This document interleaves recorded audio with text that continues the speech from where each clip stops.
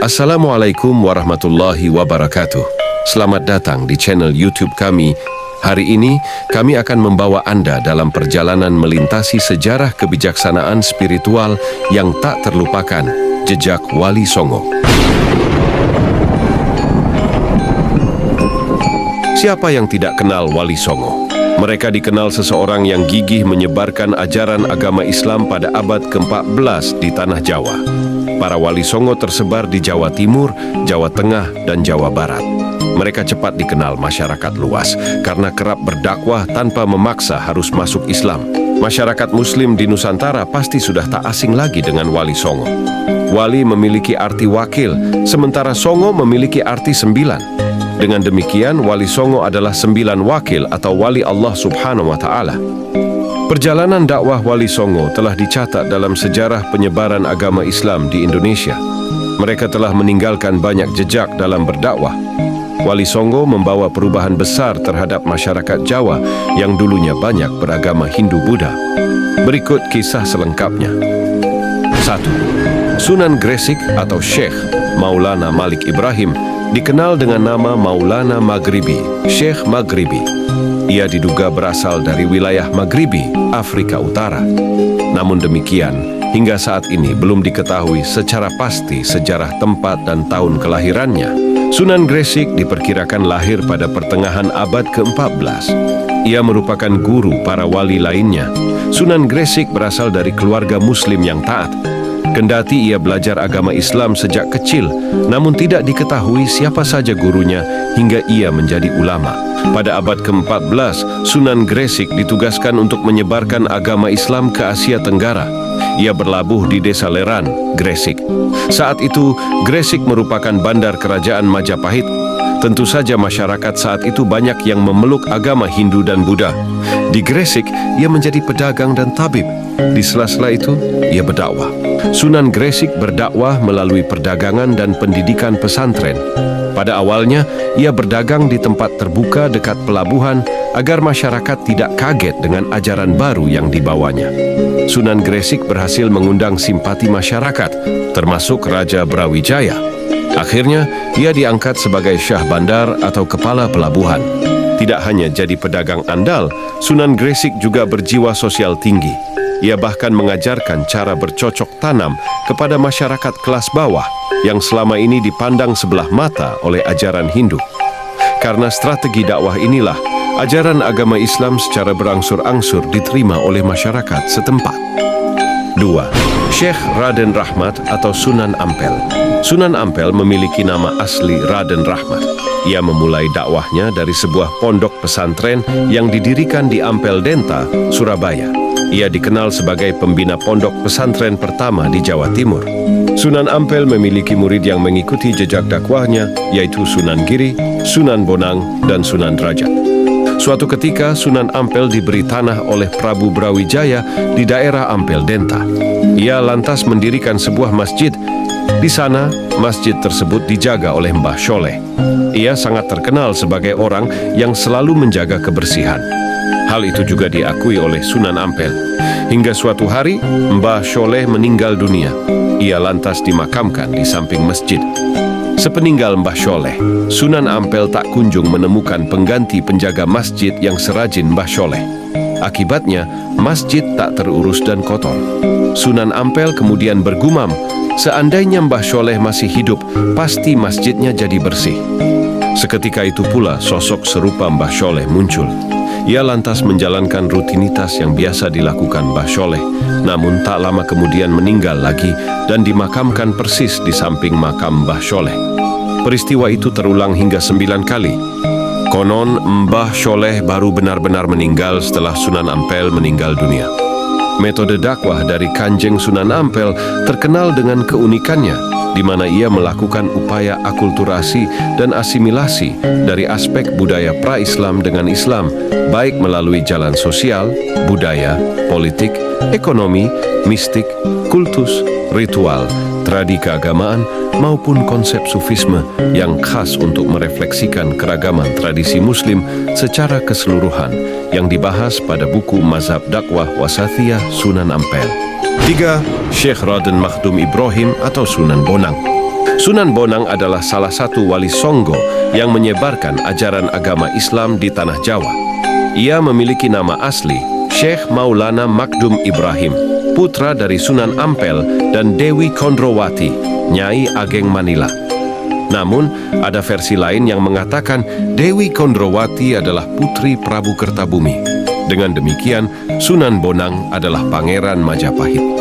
Sebab ibunya adalah putri Raja Majapahit dan ayahnya menantu Raja Majapahit. Sunan Bonang menyebarkan ajaran agama Islam dengan cara menyesuaikan diri terhadap corak kebudayaan masyarakat Jawa. Seperti diketahui, orang Jawa sangat menggemari wayang dan musik gamelan. Karena itulah, Sunan Bonang menciptakan gending-gending yang memiliki nilai-nilai keislaman. Setiap bait lagu ciptaannya diselingi ucapan 2 kalimat syahadat, sehingga musik gamelan yang mengiringinya kini dikenal dengan istilah sekaten. Sunan Bonang dikenal sebagai ahli ilmu kalam dan ilmu tauhid. Maulana Makdum Ibrahim banyak belajar di Pasai, kemudian sekembalinya dari Pasai, Maulana Makdum Ibrahim mendirikan pesantren di daerah Tuban. Santri yang belajar pada pesantren Maulana Makdum Ibrahim berasal dari penjuru daerah di tanah air. Dalam menjalankan kegiatan dakwahnya Maulana Makdum Ibrahim, Sunan Bonang mempunyai keunikan dengan cara mengubah nama-nama dewa dengan nama-nama malaikat sebagaimana yang dikenal dalam Islam. Hal ini dimaksudkan sebagai upaya persuasif terhadap penganut ajaran Hindu dan Buddha yang telah lama dipeluk sebelumnya. Sunan Bonang meninggal pada tahun 1525 dan dimakamkan di Tuban, daerah pesisir utara Jawa yang menjadi basis perjuangan dakwahnya. 4. Syekh Raden Qasim atau Sunan Derajat. Sunan Derajat, Raden Qasim, merupakan putra Sunan Ampel. Sunan Derajat merupakan seorang wali yang dikenal berjiwa sosial tinggi. Ia banyak menolong yatim piatu, fakir miskin, dan orang sakit. Ia memiliki perhatian yang sangat besar terhadap masalah sosial. Sunan Derajat menyebarkan agama Islam di Lamongan, Jawa Timur. Sunan Derajat merupakan wali Songgo yang memiliki banyak nama, yaitu Sunan Mahmud, Sunan Mayang Madu, Sunan Muryapada, Raden Imam, dan Maulana Hashim. Pada 1484, ia diberi gelar oleh Raden Patah dari Demak, yaitu Sunan Mayang Madu. Ketika Sunan Derajat datang ke desa Banjaranyar, Paciran, Lamongan, ia mendatangi pesisir Lamongan yang gersang bernama Desa Jelak. Masyarakat sekitar masih menganut agama Hindu dan Buddha. Di desa tersebut, Sunan Derajat membangun mushola untuk beribadah dan mengajarkan agama Islam. Selain itu, Sunan Derajat juga membangun daerah baru di dalam hutan belantara. Ia mengubahnya menjadi daerah yang berkembang, subur, serta makmur. Daerah tersebut bernama Derajat. Oleh sebab itu, ia diberi gelar Sunan Derajat. 5. Syekh Raden Ainul Yaqin atau Sunan Giri. Raden Ainul Yaqin, Raden Paku, adalah putra dari Syekh Maulana Ishaq, murid Sunan Ampel. Raden Ainul Yaqin dan dikenal dengan sebutan Sunan Giri. Sunan Giri merupakan saudara ipar dari Raden Fatah dikarenakan istri mereka bersaudara. Raden Ainul Yaqin kecil di bawah asuhan seorang wanita kaya raya yang bernama Nyai Gede Maloka atau Nyai Ageng Tandes. Setelah menginjak dewasa, Raden Ainul Yaqin menimba ilmu di pesantren Ampel Denta, Surabaya, milik Sunan Ampel.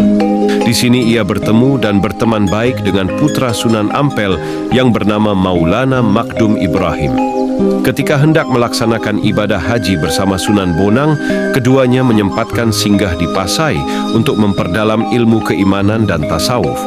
Pada sebuah kisah diceritakan bahwa Raden Paku bisa mencapai tingkatan ilmu laduni. Dengan prestasi yang dicapainya inilah, Raden Paku juga terkenal dengan panggilan Raden Ainul Yaqin. Sunan Giri meninggal sekitar awal abad ke-16. Makam beliau ada di Bukit Giri, Gresik. 6. Syekh Raden Mas Syahid atau Sunan Kalijaga. Sunan Kalijaga mempunyai nama kecil Raden Sahid. Beliau juga dijuluki Syekh Malaya. Ayahnya bernama Raden Sahur Tumenggung Wilwatikta, keturunan Ranggalawe yang sudah Islam dan menjadi Bupati Tuban, sedangkan ibunya bernama Dewi Nawangrum. Sunan Kalijaga merupakan salah satu wali yang asli orang Jawa. Sebutan Kalijaga menurut sebagian riwayat berasal dari rangkaian bahasa Arab Qadi Zaka yang artinya pelaksana dan membersihkan. Menurut pendapat masyarakat Jawa memberikan arti kata Qadizaka dengan Kalijaga yang berarti pemimpin atau pelaksana yang menegakkan kesucian atau kebersihan. Sunan Kalijaga meninggal pada pertengahan abad 19 dan makamnya ada di Desa Kadilangu, Kabupaten Demak, Jawa Tengah. 7.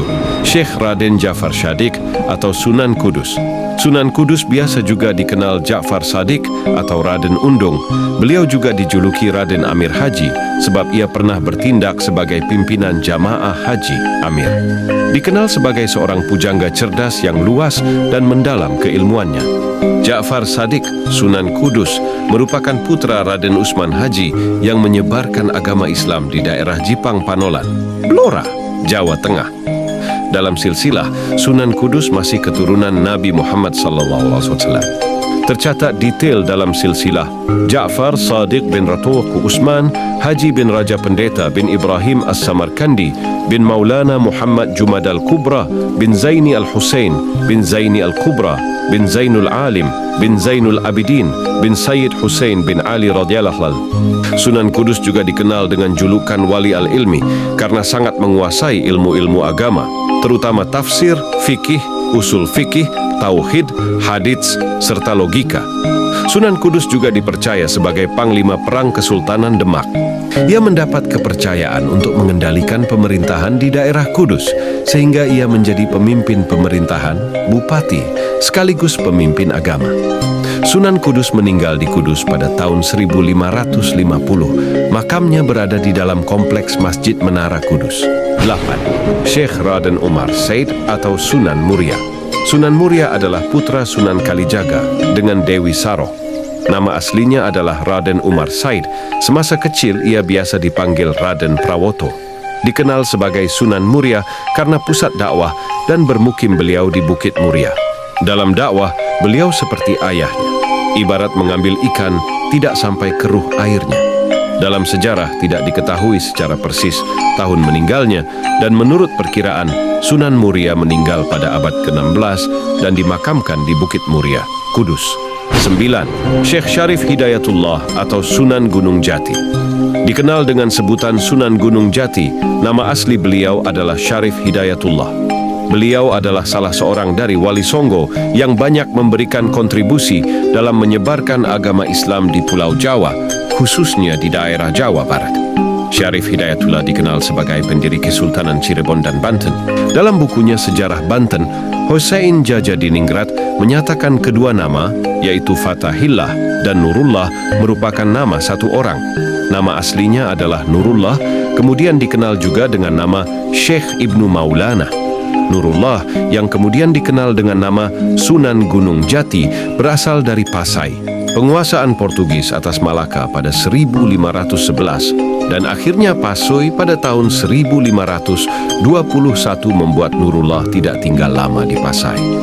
Beliau segera berangkat ke Mekah untuk melaksanakan ibadah haji. Setelah kembali dari Tanah Suci pada tahun 1524, lalu langsung menuju Demak dan beristri adik Sultan Trenggana. Atas dukungan dari Sultan Trenggana, beliau berangkatlah ke Banten untuk mendirikan sebuah pemukiman Muslim. Kemudian dari Banten, Nurullah melebarkan pengaruhnya ke daerah Sunda Kelapa. Di sini, pada tahun 1526, dia berhasil mengusir bangsa Portugis yang hendak mengadakan kerja sama dengan Raja Pajajaran. Berkat kemenangannya ini, Nurullah mengganti nama Sunda Kelapa menjadi Jayakarta. Di Banten, beliau meninggalkan putranya yang bernama Hasanuddin untuk memimpin Banten. Sunan Gunung Jati wafat di Cirebon pada tahun 1570 dan usianya diperkirakan sekitar 80 tahun. Makamnya terdapat di Kompleks Pemakaman Wukir Saptapangga di Gunung Jati, Desa Astana Cirebon, Jawa Barat.